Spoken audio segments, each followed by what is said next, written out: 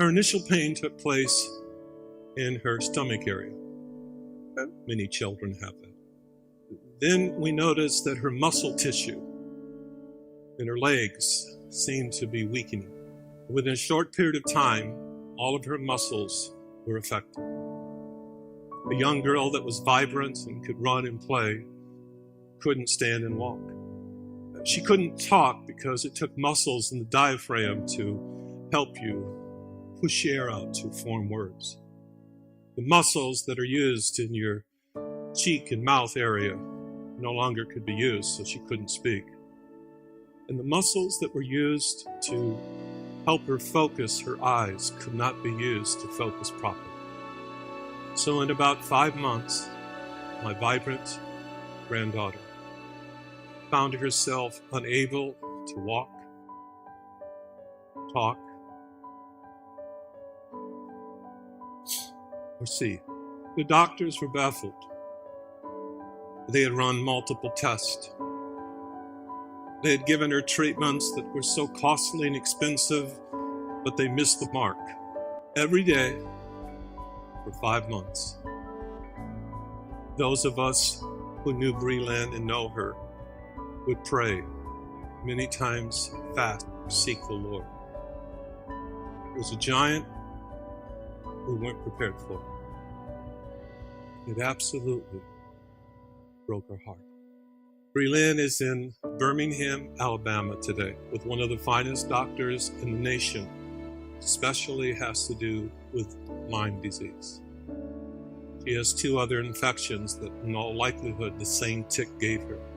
The problem with her is that her infection has moved from her bloodstream to her muscle tissue to her neurological paths. To be honest, we weren't prepared for that. I'd like to tell you that faith rose up in us and we just shook our fist at the giant and he shuddered in fear and ran away. Honest to goodness, every time we think that we have our grip against this giant, he seems to rise up with greater strength than we could ever imagine. So what do? We continue to pray, to call on God. If you're facing a giant today, a giant could attack you financially, physically, emotionally, relationally, spiritually. I don't care how he attacks you. Ignoring him will not send him away. Determining that in the quietness of your own life you will be able to fight him and handle him will not defeat him. You have to understand what your role is, what the role of others will be, and what the role of God is. When you study the story of David against Goliath, here's what the preacher wants you to believe. That just like David, you have to have courage. Just like David, run down to the brook and find your stone. Just like David, put it in your sling. Just like David, swirl it. Just like David, send it. Just like David, killed Goliath. Well, pardon my English, but you ate David. You know who you are in the story?